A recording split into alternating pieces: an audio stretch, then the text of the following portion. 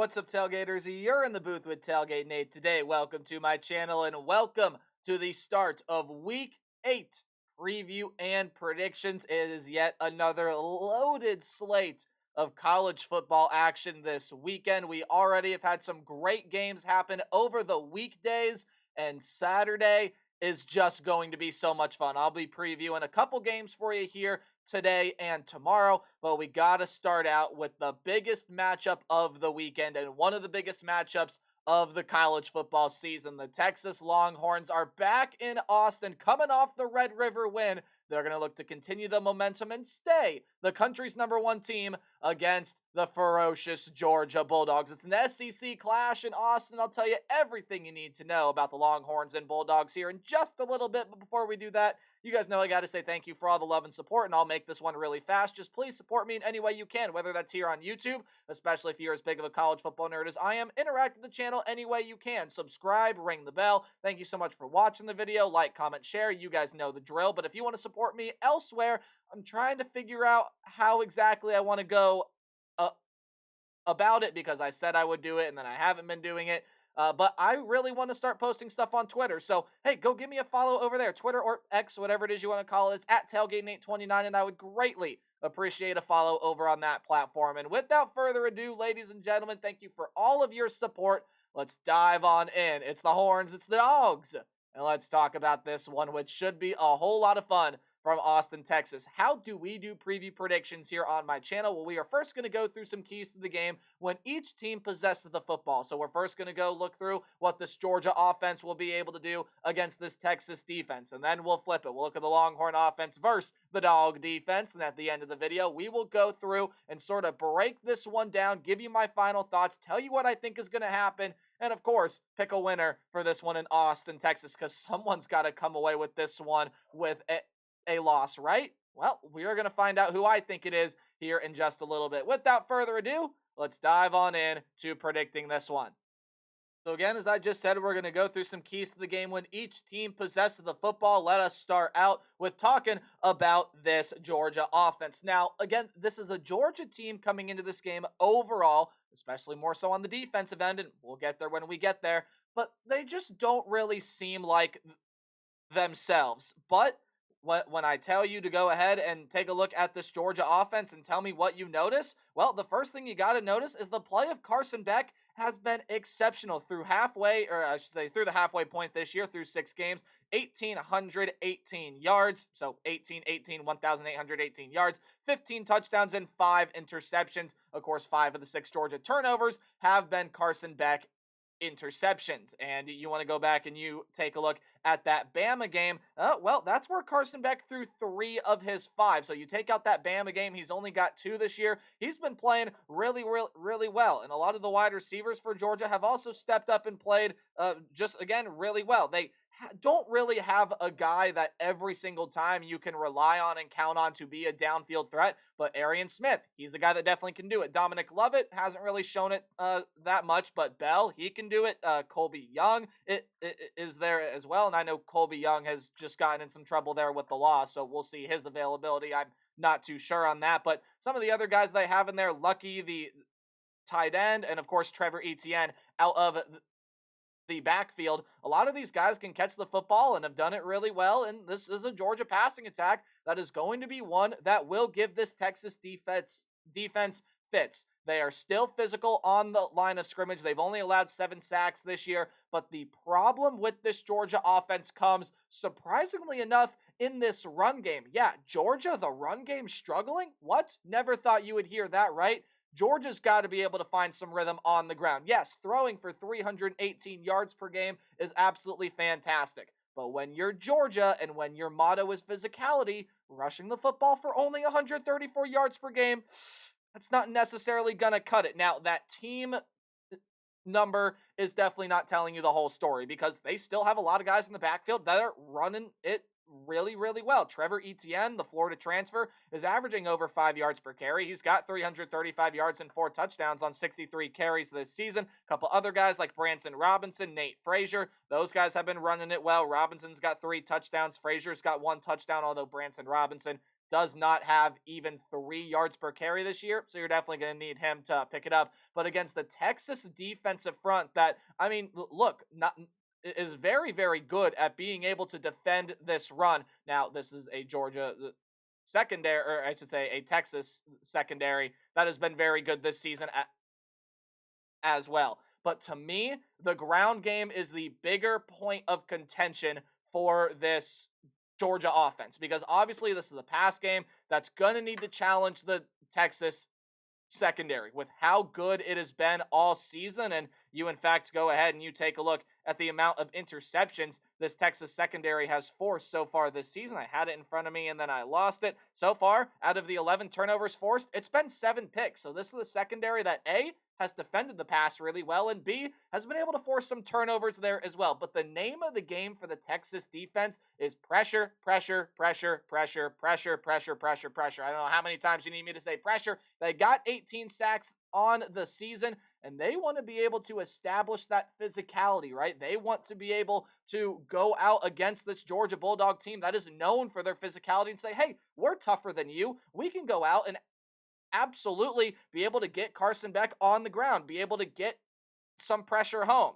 Well, let's go back at some of Georgia's performances this season against some teams that has struggled against. Let's go back and look at the loss there against the Alabama the Crimson Tide.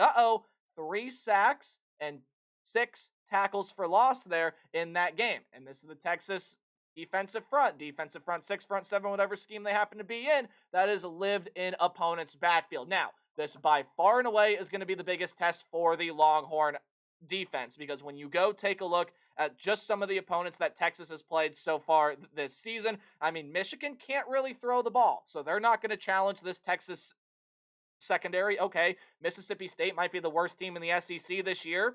Okay, and then Oklahoma is a mishmash of just blah, and that pass game couldn't really do a whole lot of anything either, because their top 5 receivers were out in that game. Yes, top 5 receivers were all out playing with a true freshman quarterback, were the Oklahoma Sooners as well. This is a completely different level. Carson Beck has got an experienced group of wide receivers. They are all really fantastic. And yes, this is a secondary that has been really good. It by far and away gets its biggest test. That 126 yards per game is definitely skewed because, I mean, it was able to limit a Colorado State passing attack that coming into the year we thought was going to be pretty solid, but there is no shadow of any doubt whatsoever. This is by far and away, by at least a factor of 100, the best passing attack that Texas has faced so far this season. It's the biggest test for their defense as a whole. We'll see how they handle the physicality of Georgia, but Georgia's got to step up the physicality in their own right?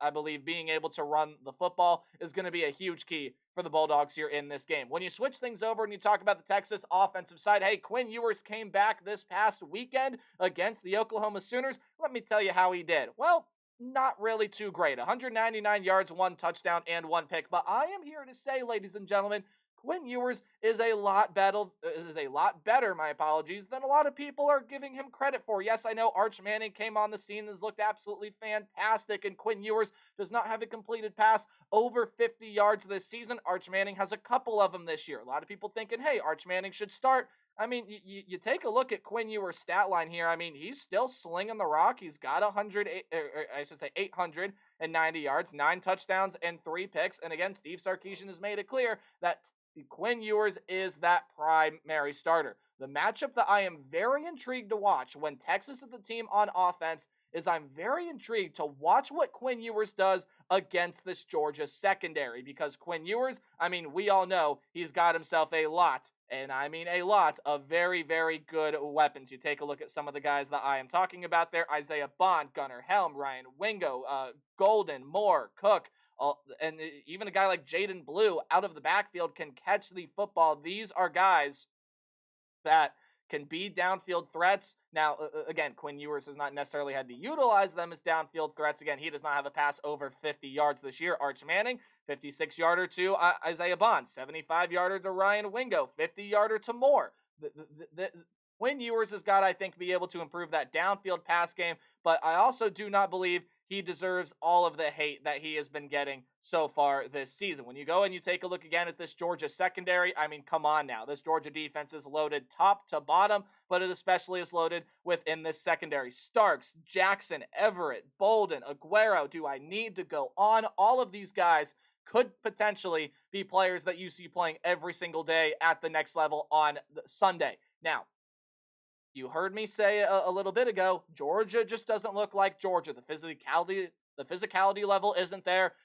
Offensively, I've touched on that. The physicality level really isn't there defensively either. And we've seen Georgia really, really struggle defensively, right? They struggled defensively against Bama. Now, I know that's a high-octane Bama attack that just really blitzed Georgia in that first half. The dog defense was able to settle down, settle in, and make some really good defensive plays in the second half of that ball game. But then you take a look at this past game against Mississippi State. Again, in my opinion, a lot of other people's what might be the worst team in the SEC.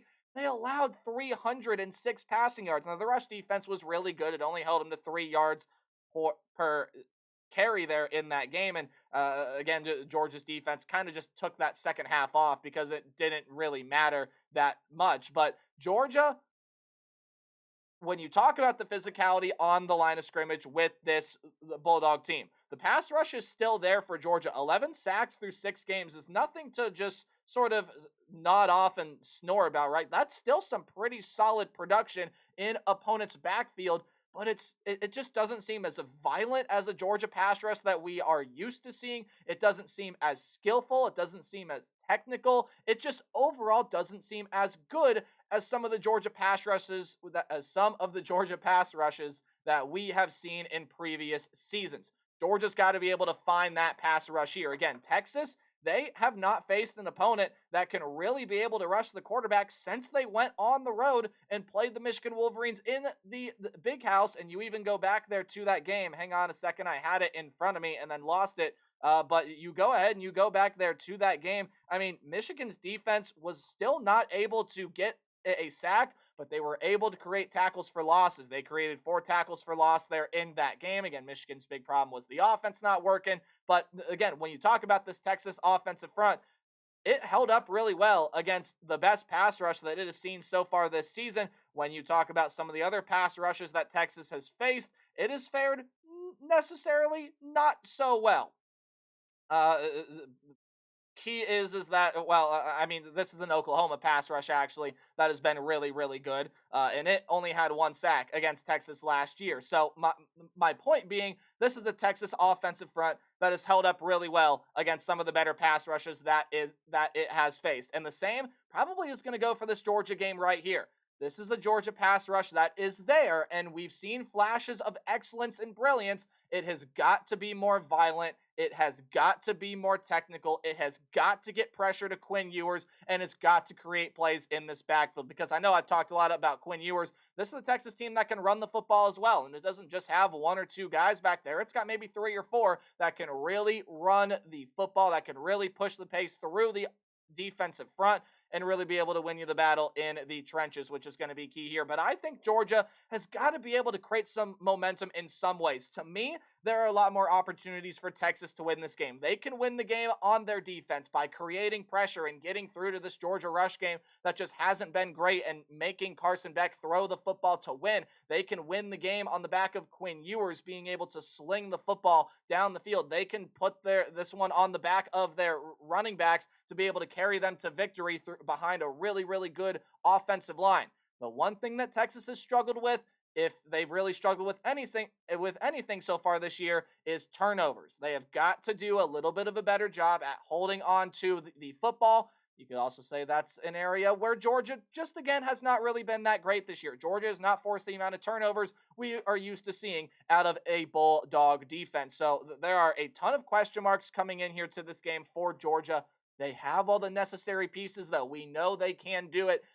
Again, you go back to that Bama game, right? Georgia was down, and they were counted out by everybody because Bama just went out and hit shot after shot after shot and blitzed this Georgia defense. But when it mattered most, they settled in. Carson Beck made some really, really, really big plays, and Georgia inevitably stayed in that game.